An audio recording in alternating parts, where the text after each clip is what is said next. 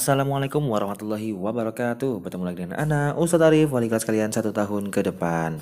Oke, Ananda, kali ini kita akan berbicara masih mengenai tentang pertumbuhan dan perkembangan manusia. Nah, Ananda, jadi ciri-ciri makhluk hidup itu ada yang namanya mengalami pertumbuhan dan perkembangan. Manusia juga sama loh, mengalami pertumbuhan dan perkembangan.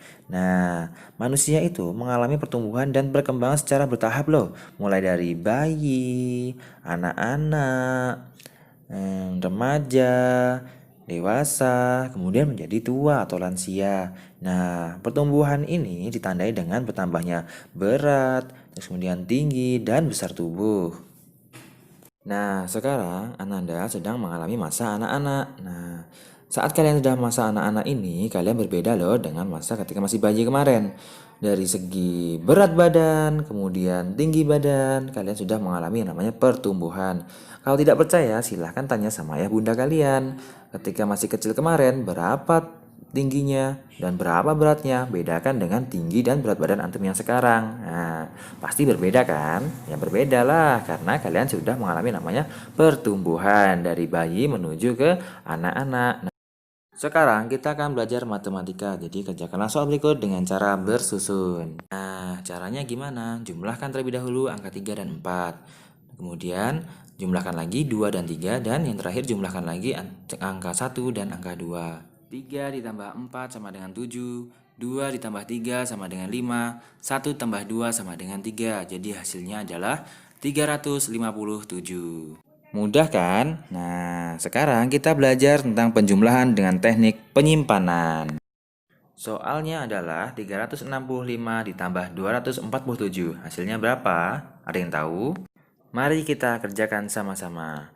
5 ditambah 7 sama dengan 12. Tulis angka 2, ya. Kemudian simpan 1 di atas angka 6. Kemudian jumlahkan 1 tambah 6 sama dengan 7. Kemudian ditambah lagi dengan 4. 7 tambah 4 sama dengan 11. Tulis angka 1 di bawah. Kemudian simpan lagi angka 1 di atas angka 3. Kemudian jumlahkan lagi. 1 ditambah 3 sama dengan 4. 4 ditambah 2 sama dengan 6. Jadi hasilnya adalah 612. Iya, mudah kan? Nah, mudah dong. Seperti itulah cara penjumlahan dengan cara penyimpanan. Nah, Ananda, kemarin kita sudah belajar tentang sila pertama dalam Pancasila. Sekarang kita akan belajar sila kedua dalam Pancasila yang berbunyi kemanusiaan yang adil dan beradab. Lambang dari sila kedua adalah rantai. Contoh pengamalannya Pancasila sila kedua ini adalah saling menghormati sesama manusia. Nah, di dalam sekolah, contohnya adalah menghormati dan menghargai ustadz dan ustazah yang ada di sana.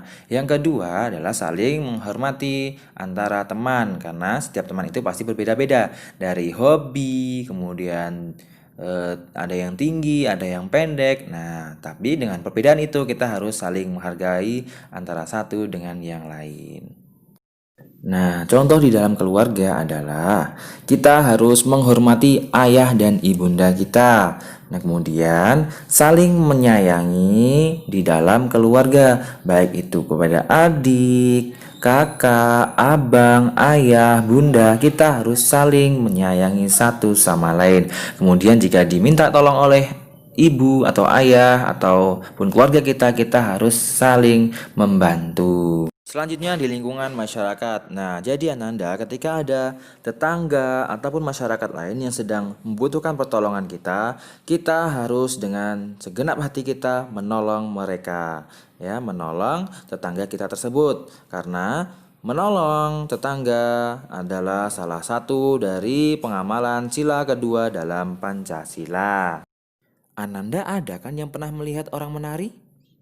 Asyik kan?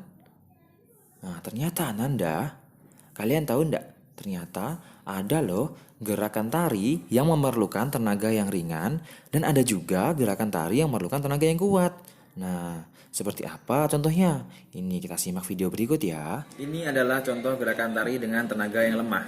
Yang pertama ada menggeleng ya. Menggeleng. Kemudian mengangguk. Ini adalah gerakan kepala dalam tari ya. Ya, ini cuman bisa digunakan dengan tenaga yang lemah. Oke, Ananda. Selanjutnya adalah gerakan tangan. Ini bisa dilakukan dengan tenaga yang kuat maupun tenaga yang lemah. Seperti apa? Seperti ini. Nah, ini bisa dilakukan dengan tenaga yang kuat maupun tenaga yang lemah, yaitu gerakan tangan, ya. Kemudian gerakan kaki. Nah, jalan ke depan atau jalan ke depan. Berjalan ke belakang, berjalan ke belakang.